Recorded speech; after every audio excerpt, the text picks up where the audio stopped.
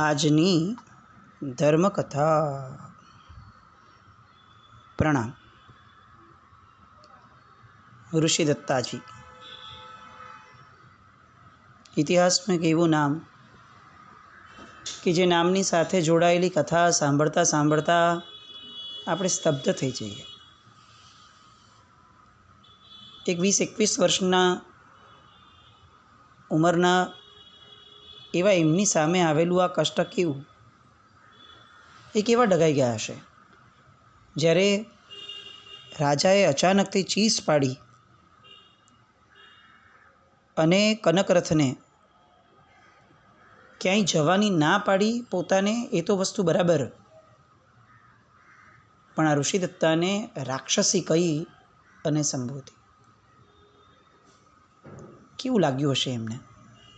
આપણે ફક્ત એમના પાત્રની કલ્પના કરીએ। એમની અપેક્ષાએ તો આ રાજ્યનો રાજકાજ, નગરના લોકો, પ્રજાજનોની હત્યા, આ જે પણ અંદર ખાને યોગીનીએ જે કીધું તે, આમાંની એક પણ ઘટનાની એમને તો કંઈ બહુ ગળ જ નથી પડી। એ એમની એ જ નિર્દોષતાની અંદરમાં પોતાનું જીવન વ્યતીત કરી રહ્યા છે। અચ્છા, પોતાને જ ખબર નથી કે આ બધું રાત્રે કઈ રીતે થઈ જાય છે। એટલે એક તો એ પોતાનું અચરજ કે સવારના હું જાગું ત્યારે આવું કેમ હોય છે મારી બાજુમાં, એનો હજી કોઈ જવાબ મળતો નથી। પોતાના પતિ અલબત્ત ચોક્કસપણે પોતાની સાથે ઊભા છે, પોતાની સાસુ પણ ઊભી છે, પણ અત્યારે પોતાના સસરાનું જે વિકરાળ સ્વરૂપ દેખાયું છે, એ અચાનક આવેલી આંધી જેવું આ સ્વરૂપ, એ એમને કેવું લાગ્યું હશે? વયની અપેક્ષાએ વિચાર કરીએ તો પરિપક્વતા કેવડી હોય? વનમાંથી આવી હજી તો મહિનાઓ નથી થયા। આ જગત કેવું હોય એ જોવા જ કેટલાક મહિનાઓ માંડ મળ્યા છે। અને આવો ધિક્કાર, જેમણે પોતાના જીવનકાળ દરમિયાન ક્યારેય એક ધિક્કારનો શબ્દ નથી સાંભળ્યો, કોઈને પણ બીજાને કહેતા નથી સાંભળ્યો, એવી વ્યક્તિ જ્યારે પોતાને સંબોધીને પોતાના જ સસરા, પિતા જેવા, એ આવા ધિક્કારપૂર્ણ વચનો સંભળાવતા હશે ત્યારે એમની મનસ્થિતિ શું હશે? કદાચ એવું બની શકે કે એમને કંઈ વિચારવાનો પણ સમય મળ્યો હશે કે નહીં, એ પ્રશ્ન લાગે। બધું એટલું જ ફટાફટ થયું હશે, કારણ કે હજી કનકરથ એને કહે છે અને ત્યાં એ તો રડતા હતા પોતાના શયનખંડમાં, અને ત્યાં અચાનક જ પાછળથી પિતાજી આવી અને રાડ પાડે છે। માતાજી આવી અને એમને બચાવવા પ્રયત્ન કરે છે, તો એ માતાને પણ રાજા હડસેલી દે છે। હવે એમને કેવી નોંધારી સ્થિતિ લાગતી હશે? પ્રશ્ન આ છે। આપણા જીવનમાં આપણે પણ આવી નોંધારી સ્થિતિઓ ઓછે પાતળે અંશે ઘણીવાર અનુભવી હોય કે જ્યારે આપણને એવું લાગે કે હવે મારું કોણ? અને જ્યારે આજે આપણે વિચારવા બેસીએ ત્યારે આપણને ખ્યાલ આવે છે કે એ પરિસ્થિતિ પણ અંતે તો વહી ગયેલી। એ સમયે આપણે કરેલા સંકલેશો, એ સમયે આપણે કરેલી ફરિયાદો, એ સમયે આપણે ઊભા કરેલા આર્તધ્યાનો, એનો એકચ્યુઅલી અર્થ કેટલો હશે? એ પરિસ્થિતિમાં કોઈ ફેરફાર વિશેષ આપીને ન ગયો, પણ આપણી ભવ પરંપરાને તો કેવડો મોટો ફેરફાર આપીને ગયો હશે। અરતિ, આર્તધ્યાન, આ બધાના કારણે ઊભા થયેલા કર્મબંધ, એનો જ્યારે ઉદય થશે ભાવાંતરમાં, ત્યારે કેવી પરિસ્થિતિ આપશે? ઋષિદત્તાજીના મનની અંદરમાં આ કર્મ સિદ્ધાંત જડબે સલાખ ઘૂસેલો છે। એવું નથી કે બહુ નિર્લેપ રહ્યા હશે, આપણે એવું માનતા પણ નથી ને આપણે એવું વિચારતા પણ નથી। અને આ બધી સર્વજ્ઞ પૂર્વાચાર્યો કથિત વાતો છે, એટલે ક્યાંય એવા અતિરેક કરીને હીરોને એકદમ મોટા બનાવવા માટે કોઈ પણ વિશેષપણે લખ્યું હોય એવું તો કંઈ શક્ય નથી। ચોક્કસપણે આ વ્યક્તિ ડઘાઈ ગઈ હશે, આ કન્યા, પણ તેમ છતાં એ સમયે ફક્ત પરિસ્થિતિને સંવેદવાના કામની અંદરમાં પોતે રત હતા। જેમ કહ્યું એમ, પરિસ્થિતિ એટલી ફટાફટ જઈ રહી હતી કે કદાચ એને રિએક્ટ કરવા માટે પણ એમની પાસે કેટલો સમય હશે એ પ્રશ્ન હશે। માતા આવ્યા અને પૂછે છે આ તમે કોને રાક્ષસી કહી રહ્યા છો? આ શું બોલી રહ્યા છો? અને રાજા તરત કહે છે કે આ તારા દીકરાએ જ એમને પાળી પોષી છે. આટલા દિવસથી એને ખબર છે કે હત્યાઓ થઈ રહી છે, ને તેમ છતાં તારો દીકરો એને સાચવીને રાખતો હતો. આ રાક્ષસી જ છે. તરત જ બચાવ માટે આગળ આવી જાય છે કનકરથ અને કહે છે કે ભલે એ રાક્ષસી હોય, અમે ચાલ્યા જઈએ છીએ તમારું રાજ્ય છોડીને. અને ઋષિદત્તાનો હાથ પકડે છે અને એટલી જ વારમાં કશાયનો આવેશ કઈ પરાકાષ્ઠાએ પહોંચાડે છે. રાજા ઋષિદત્તાનો ચોટલો પકડે છે અને પકડી સીધા એમને પછાડે છે, પટકે છે. એમના ચોટલા દ્વારા એમને ઢસડતા ઢસડતા લઈ જાય છે. આ બાજુ સૈનિકો આવીને કનકરથને જોરથી પકડે છે અને થાંભલા સાથે બાંધી દે છે. આ અચાનક જ આગલી રાત્રે જે પિતા કનકરથને બહુ પ્રેમથી વાત કરીને કહે છે કે મારી બાજુમાં સૂઈ જા, એ પ્રેમ ક્યાં હતો? એ ક્યાં વયો ગયો? કનકરથ કંઈ પણ વિચારે. એ પૂર્વે આ પરિસ્થિતિઓ વળાંક લેતી લેતી લેતી એની પરાકાષ્ઠાએ પહોંચતી ગઈ. પેલી માતા એ તો કરુણ કલ્પાંત કરવા સિવાય બીજું શું કરે? છોડાવવા આગળ વધ્યા, પણ રાજાએ ત્રાડ પાડી અને એને પણ ધક્કો દઈને ખૂણામાં ધકેલી દીધી. શું ચાલે? કશાયનો આવેશ આવે ત્યારે વ્યક્તિની પાસે કોનું શું ચાલે છે? આ કશાય આપણને ભવ પરંપરામાં કેટલી હદ સુધી આપણે ન કલ્પેલી ઘટનાઓ સુધી આપણને લઈ ગયો છે, એનો આપણને વિચાર પણ નથી. આજે શાંત દેખાતા આપણે પૂર્વ ભવોની અંદરમાં શું નહીં કર્યું હોય એ પ્રશ્ન છે. વર્ધમાન સ્વામી ભગવાનનું ચરિત્ર સાંભળતા હોઈએ અને આપણને એમ અરેરાટી થઈ જાય કે ભગવાને કાનમાં ધગધગતું શીશું રડાવી દીધું હશે. અને પછી શાસ્ત્રોના પાને જ્યારે આપણે શોધવા બેસીએ ત્યારે કે ભાઈ એવું કયું પાપ છે કે જે મારા જીવે ન જ કર્યું હોય, તો એવું આવે કે એક પાપ એવું નહીં હોય કે જીવે અસંખ્ય વાર નહીં કર્યું હોય. જેટલા પણ પાપો આપણે આ કથાનકોમાં, વાર્તાઓમાં, જગતમાં જોઈએ છીએ, સાંભળીએ છીએ, એમાંનું એક પણ પાપ એવું નથી કે જે આપણા આત્માએ પૂર્વ ભવોની અંદરમાં ક્યારેક ને ક્યારેક આદર્યું ન હોય. મૂળ કારણ શું? આજે જેમની પાસે આ કામ થાય છે એમના પણ મૂળમાં કશાય, આપણે પણ પૂર્વભવમાં કર્યું હતું ત્યારે પણ એના મૂળમાં કશાય. અને આવો મનુષ્ય ભવ મળ્યા પછી આ કશાયની સામે પડવા, આ કશાયને આપણા આત્મા પરથી દૂર કરવા માટે આપણો પ્રયત્ન કેટલો. ઋષિદત્તાજી પોતાની એ ઉંમરની અંદરમાં ચોટલાથી ઢસડાતા ઢસડાતા રાજમહેલની બહાર જાણે ફસડાતા હોય એવી રીતે. હજી તો કેટલાક મહિના થયા છે કે જ્યારે આ જ રાજમહેલની અંદરમાં પુષ્પોની માળ બિછાડાવી અને એમનું સ્વાગત કરાયું છે. જલ્લાદો આવ્યા, જલ્લાદોના હવાલે સોંપી દીધી ઋષિદત્તાને. અને ત્રાડ પાડતા રાજાએ કહ્યું, આ રાક્ષસીને આખા નગરમાં ફેરવજો, નગરમાં જાહેર કરજો કે આ યુવરાજની જે છે તે રાક્ષસી છે, રોજ આણે જ નગરજનોની હત્યા કરી છે, નગરવાસીઓના લોહી પીધા છે, નગરવાસીઓનું માંસ ખાધું છે. આવું બોલતા બોલતા ઢસડીને એને લઈ જજો, એનું મોં કાળું કરજો અને સ્મશાનમાં લઈ જઈ અને એનો વધ કરી દેજો. શબ્દોની કઠોરતા એ તો કંઈક ઓછી હશે, અંદરના ભાવોની કઠોરતા અસીમ હતી. અને જેને આ ઋષિદત્તા પ્રત્યે અનહદ પ્રેમ છે, રાગ નહીં પ્રેમ છે, એવો એક કનકરથ આજે સાંભળ્યું છે એની કલ્પના કરતાં જ બેહોશ થઈ જાય છે. જે નગરના ચોગાનમાંથી ઋષિદત્તાને હજી કેટલાક મહિના પહેલાં લોકો વધાવવાપૂર્વક રાજમહેલ સુધી લઈ આવ્યા હતા, આજે એક ક્રમ ઊંધો થશે. રાજમહેલમાંથી ચોટલો પકડીને ઢસડીને જેને લઈ જવાય છે એને એ જ નગરના રસ્તાઓ ઉપર મોં કાળું કરી અને આ રાક્ષસી છે, આ રાક્ષસી છે આવું કહીને ફેરવાશે. એની મનસ્થિતિ શું રહેશે? એની સહનશક્તિ કઈ રીતે આ બધી વસ્તુઓને ચલાવશે? એ જલ્લાદો મારે એ પહેલાં કદાચ એ પોતે જ આઘાતથી નહીં મરી જાય? આ બધા વિચારો અને પોતે બેહોશ થઈ ગયા.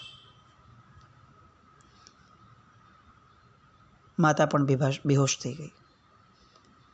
જે બે વ્યક્તિઓ આ ઋષિદત્તાને કંઈક અંશે બચાવવાના એ વિચારવાળા હતા, એ બંને વ્યક્તિઓ અત્યારે બેહોશ છે. હકીકતની અંદરમાં સૌથી વધારે બેહોશ તો આ રાજા છે, જે ભાનમાં હોવા છતાં પણ જેનું પોતાનું ભાન વિસરાઈ ગયું છે. એક કુમળી કન્યાને કોઈ એક અજાણી યોગિનીના કહેવા માત્રથી આવી સજા? એને સાંભળવાનો પણ વિચાર નહીં, એને પૂછવાની પણ તસદી નહીં. આવો ન્યાય? ઢસડી દેવાની, સ્મશાનમાં લઈ જઈ અને મારી નાખવાની, આ હદ સુધીની ક્રૂરતા? આપણે ઘણી બધી વાર આવું વિચારીએ છીએ. આપણે સભાન અવસ્થાની અંદરમાં જેટલા બેભાન રહ્યા છે ને, એટલા કદાચ બેભાન અવસ્થામાં પણ બેભાન નથી રહ્યા. આ કશાયો આપણને જે રીતે બેભાન બનાવી દે છે સભાન હોવા છતાં, અને સભાનતા ગુમાવાઈ ગઈ છે એવું ભાન પણ નથી આવવા દેતા. આ કશાયોથી મુક્તિ આપણને ક્યારે મળશે? આ કશાયોને અંદરથી હડસેલી દેવાનું સત્વ પરાક્રમ આપણામાં ક્યારે જાગશે? આ બધી કથાઓ પોકારી પોકારી જાણે આપણને કહી રહી છે કે આનો વર્તમાન જે છે એ આપણો ક્યારેક ભૂતકાળ હતો. બસ આ ભાવમાં એવું કંઈક કરવું છે કે આપણો ભવિષ્યકાળ આવો ક્યારેય ન થાય. આપણે ક્યારેય આવા કશાયોવાળા ન બનીએ. આપણે આ ભાવમાં જ અલ્પકક્ષાઈના સંસ્કારો પાડી દઈએ, જેના કારણે ભવાંતરની અંદરમાં આવા વિકરાળ કશાયો એ આપણી આસપાસ પણ ફરકી ન શકે. રાજાનો આદેશ થયો. દાસ દાસીઓ તો બીજા શું કરવાના હતા? બધાની આંખમાંથી બોર બોર જેવડા આંસુ વરસતા હતા. અહીંયા ફાટ રુદન બધાનો ચાલતી હતી. ઋષિદત્તા પિતાજીની માફી માંગી રહી છે. મેં કંઈ કર્યું નથી, મને માફ કરો, કનકરથ કનકરથ, માતાજી, આ બધા શબ્દો બોલી રહી છે. આજીજીઓ કરી રહી છે, આવું ન કરો. અને તેમ છતાં એની આજીજીને સાંભળનારું અત્યારે આ રાજમહેલમાં કોઈ નથી. એને કેવા પોતાના પિતા યાદ આવતા હશે? કેવું સુખમય જીવન હતું જંગલમાં. અને આ કેવું જગત છે જેમની સામાજિક વ્યવસ્થા, જેની પારિવારિક વ્યવસ્થાઓ આવી, એના કરતાં બે જણ હતા, શું ખોટા હતા? પિતા અને પુત્રી સુખેથી રહેતા હતા. આવી કોઈ ક્રૂરતા તો ક્યારે નથી. કેવો ફિટકાર વરસવો જોઈએ હૃદયની અંદરમાં. સમય વીત્યો અને કેટલાક સમય પછી કનકરથ ભાનમાં આવ્યા. એ ભાનમાં આવ્યા ત્યારે એમણે જોયું કે પોતે પોતાના શયનગૃહમાં પલંગમાં હતા. બાજુમાં પિતાજી બેઠા હતા. દરવાજે સશસ્ત્ર સૈનિકો પહેરો ભરતા હતા. આખું શરીર તૂટી રહ્યું હતું, તાવથી ધગધકી રહ્યું હતું, અને જાણે કંઈ જ ન થયું હોય એવી રીતે બાજુમાં બેઠેલા પિતાજી એ સામાન્ય રીતે પૂછે છે, બેટા પાણી આપું? કેવી વેદના હશે કનકરથની.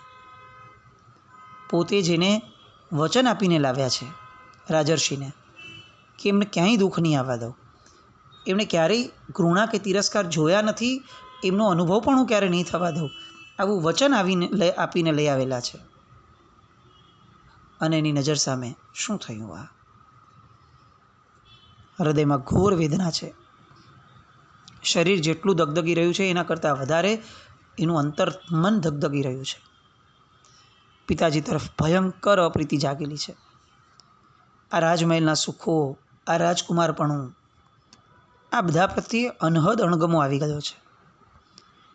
ઋષિદત્તાની સ્મૃતિ એના મનને એટલી બધી અસ્વસ્થ કરી રહી હતી કે બૂમ પાડતા પાડતા પલંગમાંથી ઊભા થયા. ઋષિદત્તા, હું તારી પાસે આવું છું. રાજાએ તરત પકડી લીધો. સૈનિકો આવ્યા, સુવડાવી દીધો, પકડીને રાખ્યા. ન હલી શકે, ન હચમચી શકે, કંઈ જ નહીં. કેવી લાચારી! એક રાજકુમાર છે, પોતે પતિ છે કોઈકનો, અને પોતાની પત્નીને પોતાની નજર સામે આ રીતે ઢસડી અને લઈ જવાય છે. અને આ ઓરડાની અંદરમાં એ પોતે કોઈને પૂછી શકે પણ એમ નથી કે આગળ શું થયું. બેહોશ અવસ્થામાં છે અને બેહોશી જ્યારે પૂરી થાય છે એ સમયે જે પરિસ્થિતિ છે એ તો જાણે નજર કેદમાં હોય એ રીતની પરિસ્થિતિ છે. પિતાજી જમવાનું આપવાનો પ્રયત્ન કરે છે, ઘસીને ના પાડી દે છે, વળસેલી દે છે. આખો દિવસ કંઈ જ વાપર્યું નહીં. એક દિવસ, બીજો દિવસ, ત્રીજો દિવસ ન અન્નનો દાણો લીધો છે, ન પાણીનું ટીપું લીધું છે. ઓરડામાં કોઈને પૂછી શકે પણ એમ નથી કે શું થયું, ક્યાં ગઈ ઋષિદત્તા. નજરકેદ અવસ્થાની અંદરમાં છે. 3 દિવસ સુધી પિતાજી એમના એ જ ઓરડામાં રહ્યા. રાગ અને પ્રેમનો ફરક અહીંયા સમજાય છે. જેના પ્રત્યે રાગ બંધાયો હતો કેટલાક મહિનાથી પોતાની પુત્રવધુ, એની પ્રત્યે ઘૃણા કરવી, એના પ્રત્યે કઠોર થવું એ શક્ય બન્યું હતું. પણ જેને પોતાનો પુત્ર માન્યો છે, જેને ખરેખર નાનપણથી પ્રેમ કર્યો છે, એની કેટલી કાળજી રખાય છે. ગુસ્સો તો એના પ્રત્યે પણ હતો, પણ એક આ કશાએ પોતાનું ધાર્યું કરાવી લીધું એટલે હવે પોતાનું રાગનું સ્થાન જે છે, જેને પોતાનું સ્થાન માન્યું છે, એવા પ્રત્યે કેવો પ્રેમ પ્રગટી જાય છે. આ કેવી કશાયોની વિચિત્રતા છે. માતાને બોલાવે છે રાજા અને કહે છે કે તું ગમે તે રીતે કુમારને સમજાવ. માતાએ કહ્યું તમે પહેલાં શયનગૃહમાંથી બહાર નીકળી જાઓ. બહારના દ્વાર રક્ષકોને પણ રવાના કરી દીધા અને પછી કનકરથના મસ્તકને પોતાના ખોળામાં લીધું. આંખમાંથી નીતરતી અશ્રુધારાએ એ કનકરથના મસ્તકને જાણે ભીંજવી દીધું. માતા રડી રહી હતી. કનકરથે આંખો ખોલી. એને જોઈ એની ખુલ્લી આંખમાં આંખ ન મેળવી શકી માતા અને ધ્રુસકે રડી પડેલી. ધગધગતો તાવ હતો. એ ગરમા ગરમ એવા 2 હાથેથી એણે માતાની આંખો લૂછી અને ધીમે સ્વરે માતાને કહ્યું કે માતા તું રડ નહીં, હવે રડવાથી શું થશે. અને માતા કહે છે કે હવે રડવા સિવાય જીવનમાં બચ્યું પણ શું છે. દેવી જેવી પુત્ર વધુ. અને તરત જ કનકરથે એનું મોં એના પર હાથ રાખી દીધો. પોતે પણ રડવા લાગ્યો. માં પૂછે છે બેટા તું શું દૂધ કે પાણી પણ નહીં લે? અને કનકરથ પૂછે છે કે માં હવે હું શા માટે દૂધ લઉં, હું શા માટે પાણી લઉં? પરિચારિકાઓ આવી, દાસીઓ, અને એમણે કનકરથને કહ્યું કે માતાએ પણ 3 દિવસથી અન્નનો દાણો કે જળ નથી લીધું. દાસીઓએ પૂછ્યું. દાસીઓએ પણ કહ્યું અમે પણ નથી લીધા. આ વસંતા ઋષિદત્તાની ખાસ સખી, એણે પણ 3 દિવસથી અન્ન પાણી લીધા નથી. બધા જ ઋષિદત્તા પ્રત્યે લાગણીવાળા હતા, સ્નેહવાળા હતા.